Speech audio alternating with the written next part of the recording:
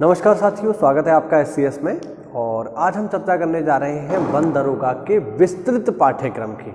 इससे पहले मैंने एक वीडियो बनाया था, उसमें मैंने आपको बताया कि वन दरोगा का सिलेबस क्या है। आज के इस वीडियो में हम सिलेबस को एनालाइज करेंगे डिटेल में। अभी तक पूरे यूट्यूब पर किसी ने वन दरोगा का डिटेल सिलेबस एनालाइज नहीं किया है कि आखिरकार पेपर में क्या आने वाला है, तो आज हम उसी की चर्चा करेंगे। अगर ये स्कूटी वाले थोड़ा साथ दें तो चलिए, शोर थोड़ा सा करते हैं, ठीक है। तो ये देखिए, इसके 26 पॉइंट हैं। आज हम इन्हीं के बारे में बातचीत करने वाले हैं, ठीक है। ऊपर अंग्रेजी में दिया हुआ है, मैं यहाँ हिंदी में ही बात करूँगा क्योंकि ज़्यादातर जो पेपर देने वाले विद्यार्थी हैं वो हिंदी भाषी हैं। तो इसी की आज हम चर्चा करने वाले हैं। देखो साथियों, सबसे पहला पॉइंट है इसमें राष्ट्रीय वन नीति। राष्ट्रीय वन नीति का मतलब हुआ साथियों, ये जो पहला पॉइंट इसमें दिया हुआ है, इसका मतलब ये हुआ कि वनों को लेकर भारत सरकार की नीति क्या रहने वाली है, इसको हम कहेंगे राष्ट्रीय वन नीति। तो जो पहला सिलेबस में पहला पॉइंट है वो वन नीति के बारे में ही है, क्योंकि आप वन दरोगा बनने जा रहे हो तो भारत की वन नीति के बारे में आपको जानकारी होनी चाहिए।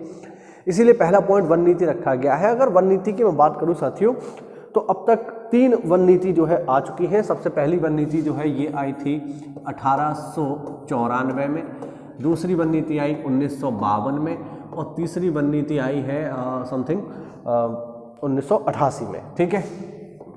तो अब तक 3 वन नीतियां आ चुकी हैं। आपको इन तीनों के बारे में सामान्य जानकारी लेनी होगी। 2 के बारे में सामान्य जानकारी लेनी होगी, 1894 और 1952 के बारे में।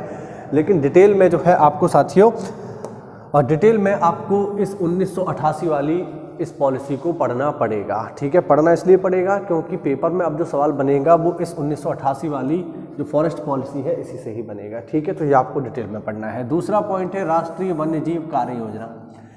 राष्ट्रीय वन्यजीव कार्य योजना का मतलब क्या हुआ साथियों? राष्ट्रीय वन्यजीव कार्य योजना का मतलब हुआ कि वन्य जीवों को लेकर के भारत सरकार की योजना क्या है। पहले तो वनों को लेकर के उनका क्या रोड मैप है, अब दूसरा जो इसमें पॉइंट है वो है राष्ट्रीय वन्यजीव कार्य योजना।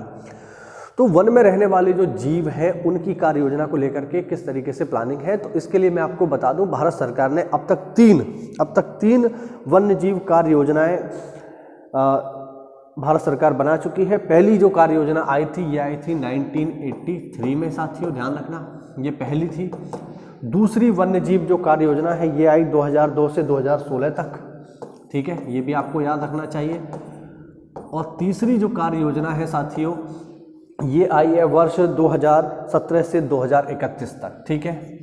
तो ये वन्यजीव कार्य योजना है।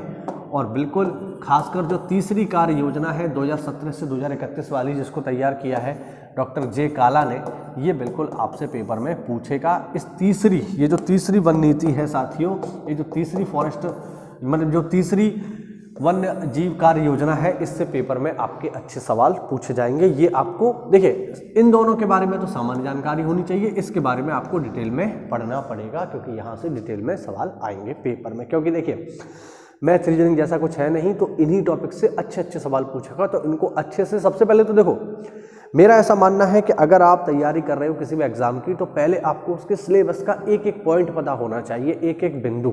अगर आपको सिलेबस अच्छे से पता है तो आप बहुत अच्छे से तैयारी करके उस परीक्षा को पास कर पाएंगे। आपको सिलेबस के बारे में जानकारी नहीं है तो फिर आप नहीं कर सकते, ठीक है।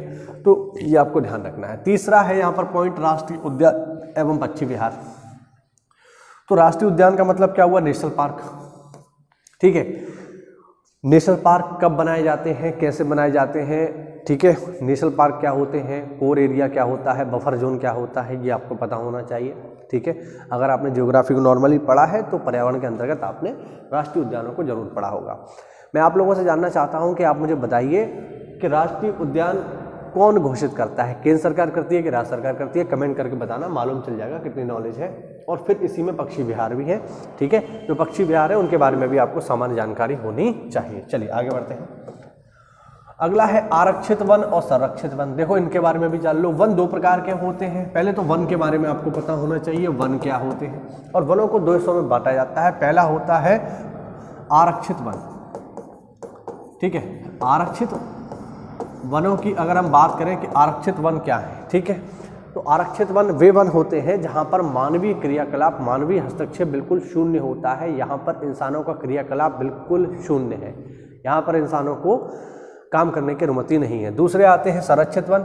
संरक्षित वन का मतलब है कि यहाँ पर इंसानी गतिविधियाँ हो सकती हैं, है ना, यहाँ पर इंसान जा सकता है और अपने जीवन संबंधी छोटी मोटी गतिविधियाँ कर सकता है। तो ये भी आपको पता होने चाहिए, संरक्षित वन, आरक्षित वन, ठीक है, ये आपको पता होने चाहिए। फिर है पारिस्थितिकी संवेदनशीलता क्षेत्र। अब पारिस्थितिकी अपने आप में बहुत इंपॉर्टेंट चीज़ है। पारिस्थितिकी संवेदन क्षेत्र का मतलब हो गया कि वो सारे क्षेत्र जो पारिस्थितिकी के हिसाब से थोड़ा सा संवेदनशील हैं, जहाँ की जो डाइवर्सिटी है वो थोड़ा सा संवेदनशील है, जहाँ की जैव विविधता थोड़ा संवेदनशील है, जहाँ का इकोसिस्टम थोड़ा सा, है ना, वनरेबल है। तो उसके बारे में आपको जानकारी होनी चाहिए। ये सारे टॉपिक जो है हम आपको पढ़ाएंगे, अभी मैं केवल सिलेबस की बात कर रहा हूँ। फिर है हाथी और टाइगर रिजर्व। तो हाथी और टाइगर रिजर्व का सीधा सा मतलब हुआ कि यहाँ पर पूछ रहा है प्रोजेक्ट टाइगर। अब प्रोजेक्ट टाइगर 1972 और प्रोजेक्ट एलिफेंट, ये शायद 1972-73 है, ठीक है, और ये आया है 1992 में। तो प्रोजेक्ट टाइगर, प्रोजेक्ट एलिफेंट, इनके बारे में बेसिक बातें हैं ना, कि प्रोजेक्ट टाइगर जो है कब लॉन्च हुआ है, क्या क्या विशेषताएं हैं प्रोजेक्ट टाइगर की, और भारत में कितने जो है प्रोजेक्ट टाइगर चल रहे हैं। सारे के सारे जो प्रोजेक्ट टाइगर चल रहे हैं, इनकी लोकेशन से लेकर के इनकी विशेषताएं आपको सब पता होनी चाहिए, पेपर में पूछी जाएंगे। फिर है देखिए 7वां जो इसमें बिंदु दिया हुआ है साथियों, 7वां जो बिंदु दिया हुआ है वो है इकोसिस्टम, इकोटोन, पर्यावरण और पारिस्थितिकी संतुलन। इकोसिस्टम यानी पारिस्थितिकी तंत्र। तो पारिस्थितिकी तंत्र से आपको जानकारी होनी चाहिए। पारिस्थितिकी तंत्र क्या होता है, पारिस्थितिकी क्या होती है, पारिस्थितिकी तंत्र क्या है, दोनों में अंतर क्या है। इसके अलावा इकोटोन, जहाँ पर दो पारिस्थितिकी तंत्र आपस में मिलते हैं उसे इकोटोन बोलते हैं। जैसे अगर आप देखो तो नदी, और मतलब अगर आप देखो तो तालाब और ज़मीन के बीच का वो इलाका जहाँ पर तालाब और ज़मीन आपस में मिलते हैं, वो जगह एक इकोटोन बन जाती है, ठीक है। हाँ, तो इकोटोन के बारे में आपको पढ़ना पड़ेगा, इनके बीच जो संतुलन है वो आपको देखना पड़ेगा। इसके अलावा देखिए, इसके अलावा यदि हम देखें तो बहुत ही महत्वपूर्ण चीज़ वन संरक्षण अधिनियम, भारतीय वन अधिनियम और वन्य जीव संरक्षण अधिनियम, ये तीनों आपको पता होने चाहिए, ठीक है। तो मैं आपको बता देता हूँ, देखो भारतीय वन अधिनियम जो है साथियों, भारतीय वन अधिनियम आया है 1927 में, ठीक है, इसको पूरा आपको प्रॉपर पढ़ना पड़ेगा। दूसरा है वन संरक्षण अधिनियम, तो वन संरक्षण अधिनियम आया है 1976 में, 1976 में, ठीक है। और तीसरा है वन्य जीव संरक्षण अधिनियम, ये आया है 1972 में। तो इनके बारे में आपको डिटेल में पढ़ना पड़ेगा। फिर है देखिए जलवायु परिवर्तन, जलवायु संरक्षण, है ना, और COP 27, स्पेशली आपको COP यानी कॉन्फ्रेंस ऑफ पार्टी, COP का मतलब क्या होता है, COP का मतलब है कॉन्फ्रेंस ऑफ पार्टीज 27। तो COP की जो मीटिंग होती है, इनमें जो एजेंडा सेट किए जाते हैं फ्यूचर के लिए कि हमारे क्या क्या टारगेट होंगे, भारत की उनमें भूमिका क्या होती है, वर्ल्ड स्तर पर जो जो काम किए जा रहे हैं उनको आपको जानना पड़ेगा। और जो लक्ष्य निर्धारित किए जाते हैं कि भारत कब तक कार्बन न्यूट्रल हो जाएगा, कब तक जीरो कार्बन एमिशन करने वाला देश बन जाएगा, ये सारी चीज़ें जो है इसमें सेट की जाती हैं, तो इसके बारे में आपको जानकारी होनी चाहिए। फिर है कार्बन क्रेडिट। भैया देखिए कार्बन क्रेडिट का कॉन्सेप्ट बहुत इंपॉर्टेंट है ना। कार्बन क्रेडिट का मतलब होता है कि जो भी कंपनियां कार्बन का उत्सर्जन कर रही हैं, ठीक है, तो अगर वो साल में 1 मिलियन टन कार्बन का कम उत्सर्जन करती हैं तो उनको कुछ कार्बन पॉइंट्स दिए जाते हैं और उन कार्बन पॉइंट्स को वो सेल करके पैसा कमा सकती हैं, ठीक है। तो कार्बन क्रेडिट का कॉन्सेप्ट बहुत इंपॉर्टेंट है। एक कार्बन टैक्स भी होता है, ठीक, तो कार्बन टैक्स भी आपको पता होना चाहिए, महत्वपूर्ण चीज़ है, पेपर में पूछी जा सकती है, ठीक है, और पूछी जाएगी, सिलेबस में है तो बिल्कुल पूछी जाएगी। फिर है मिट्टी और आर्द्रता।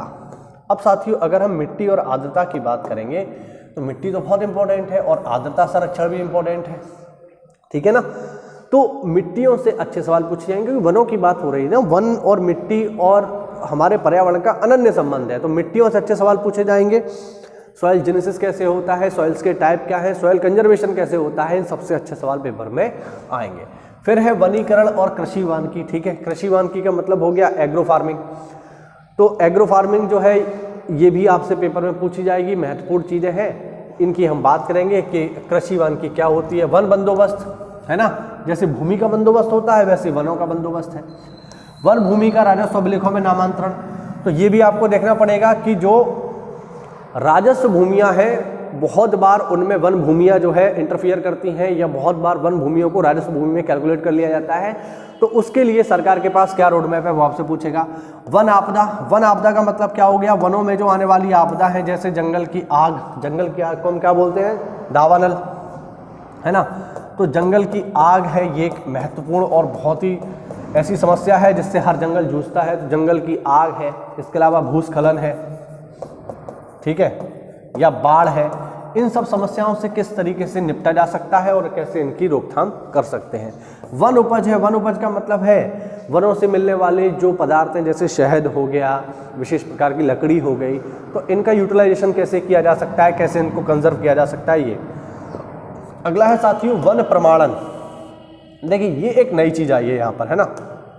वन प्रमाणन जो है बहुत पुराना नहीं है, मुझे ऐसा याद आ रहा है कि संभवतः 1 से 1.5 साल पुरानी ये चीज़ है वन प्रमाणन, है ना, ठीक है। हाँ, फॉरेस्ट सर्टिफिकेशन ये एक नई चीज़ आई है, तो इसके बारे में पूरा टॉपिक है, इसकी हम चर्चा करेंगे, बिल्कुल करेंगे। फिर है मानव और वन्यजीव संघर्ष। मानव वन्यजीव संघर्ष का मतलब हुआ कि इंसानों और जानवरों के बीच में जो संघर्ष होते हैं, बहुत बार आपने सुना होगा कि चीते हैं या बाघ हैं, ये जो है मानव बस्तियों में घुस जाते हैं, बकरियां वगैरह उठा लेते हैं, कुत्तों को उठा लेते हैं, बहुत बार इंसानों पर हमला भी कर देते हैं। तो इसके कारण क्या है, इसको किस तरीके से कंट्रोल किया जा सकता है, या मानव वन्यजीव संघर्ष में आएगा। फिर है देखो सबसे इंपॉर्टेंट भैया वन दरोगा के कार्य। आप बनने क्या जा रहे हो, आप बनने जा रहे हो वन दरोगा, तो बिल्कुल वन दरोगा के कार्य, वन दरोगा क्या करता है, उसके कर्तव्य क्या है और अधिकार क्या है।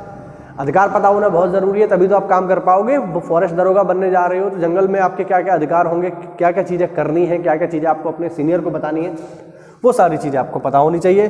फिर है वृक्षारोपण की कार्य योजना। वृक्षारोपण बहुत इंपॉर्टेंट है, क्योंकि वन दरोगा का एक महत्वपूर्ण काम है वृक्षारोपण करना, और जिन वृक्षों को रोका गया है उनकी सुरक्षा करना भी वन दरोगा का महत्वपूर्ण कार्य है, ये भी आपको पता होना चाहिए। फिर है वन पर्यावरण एवं उसके लाभ। भाई वनों से तो लाभ ही लाभ है, इसमें तो कोई किसी को शंका होनी ही नहीं चाहिए, बिल्कुल, है ना। तो जो हमारा वन का पर्यावरण है उससे क्या क्या लाभ है ये आपको पता होने चाहिए। फिर है वन्य जीव संरक्षण। जैसा कि मैंने बताया वन्य जीव संरक्षण को लेकर तो प्रॉपर कानून बने हुए हैं, जैसा कि मैंने अभी आपको बताया कि वन्य जीव संरक्षण अधिनियम 1972। तो वन्य जीवों के संरक्षण को लेकर के जो जो चीज़ें हैं आपको पता होनी चाहिए। वन संरक्षण के लिए सरकारी कानून, जैसे मैंने बताया वन्य जीव संरक्षण 1972, है ना, फॉरेस्ट एक्ट 1927, तो इनको आपको डिटेल में पढ़ना पड़ेगा, कानून है ये। इसके अलावा हमारी अर्थव्यवस्था में जो हमारी इकोनॉमी है उसमें वनों का क्या योगदान है, जंगलों का क्या योगदान है, जंगल क्यों हमारी इकोनॉमी के लिए जरूरी है, ये पूरी चीज़ें आपको पता होनी चाहिए। इसके अलावा फॉरेस्ट इकोलॉजी यानी वन पारिस्थितिकी, और सबसे अंत में भारतीय कृषि प्रणाली और फसल चक्र। वन दरोगा बनने जा रहे हैं तो फसलों के बारे में, फसल चक्र के बारे में, और जो हमारी भारतीय कृषि है ना, बहुत सारी जो है कृषि के टाइप होते हैं, जो बहुत सारे प्रकार की खेतियां होती हैं, है ना। जैसे एक बहुत फेमस खेती होती है झूम, आप लोगों ने सबने सुना होगा, झूम कृषि है, चलवासी कृषि है, कर्तन दहन प्रणाली है, ये सब खेती के प्रकार होते हैं, है ना, ठीक है। तो इन सब के बारे में आपको पता होने चाहिए। नगदी फसलें क्या होती हैं, व्यापारिक फसलें क्या होती हैं, खाद्य फसलें क्या होती हैं, और फसल चक्र, रबी का, खरीफ का, जायद का, इनमें कौन कौन सी फसलें आती हैं, ये आपसे पेपर में पूछा जाएगा। तो ये मैंने एक बहुत ही सिंपल वे में आपको जो है डिस्क्राइब करने का प्रयास किया है कि आखिरकार आपके पेपर में क्या आने वाला है, सिलेबस क्या है, ठीक है। और जैसा कि मैंने आपको बताया, अच्छा इसमें एक चीज़ और देखनी है आपको कि जो इसमें स्टेट फॉरेस्ट रिपोर्ट आती है, ठीक है, स्टेट फॉरेस्ट जो रिपोर्ट आती है, अभी शायद लेटेस्ट मुझे याद आ रहा है, शायद 2021 में जो लेटेस्ट आई है उसका डेटा भी आपसे पूछा जाएगा। फॉरेस्ट रिपोर्ट का डेटा तो पूछा जाएगा, ऑब्वियस बात है, किस स्टेट में फॉरेस्ट की क्या प्रोग्रेस है, कहाँ बढ़े हैं, कहाँ घटे हैं, कितने प्रकार के वन हैं, कहाँ बांस सबसे ज़्यादा होता है, कहाँ पर मैंग्रोव वन है, ये सब आपसे पेपर में पूछा जाएगा, ठीक है। तो ये बेसिकली आपको यहाँ पर पढ़ना है, इसको खूब दिमाग में बिठा लो और अच्छे से इसकी तैयारी करना शुरू कर दो, ठीक है। हम इसके लिए प्रॉपर पेड बैच चलाएंगे, और पेड बैच के साथ साथ जो भी पेड बैच में हम पीडीएफ्स देंगे उसकी फ्री क्लास भी आपको इस चैनल पर मिलेंगी। तो ये मत सोचना कि आपको फ्री कुछ नहीं मिलेगा, जितना भी पेड मटेरियल दिया जाएगा उस सब पर वीडियो सीरीज चलाई जाएगी, बिल्कुल फ्री होगी। आप पेड बैच में आना चाहें पेड बैच में आ जाइए, वहाँ पर आपको स्पेशल गाइडेंस मिलता है ना, पर्सनल गाइडेंस मिलता है। अगर आप आर्थिक रूप से कमजोर है कोई दिक्कत नहीं है, यूट्यूब का रिचार्ज कराइए, मोबाइल में रिचार्ज कराइए, और यूट्यूब पर सारे वीडियोस फ्री रहेंगे, उनको देखिए। SCS हमेशा विद्यार्थियों के साथ रहा है। वन दरोगा की आप अगर सीरियस होकर तैयारी करना चाहते हैं तो हमसे बेहतर प्लेटफॉर्म कोई भी नहीं है, क्योंकि ये GS है, पर्यावरण है। तो बिल्कुल हमसे जुड़िए, तैयारी करते रहिए, चैनल को सब्सक्राइब करिए और जल्दी ही आप वन दरोगा बन रहे होंगे, ऐसा मेरा पूर्ण विश्वास है। कोई डाउट हो तो कमेंट के माध्यम से पूछिए। मिलते हैं अगली क्लास में, तब तक के लिए जय हिंद, जय भारत, वंदे मातरम।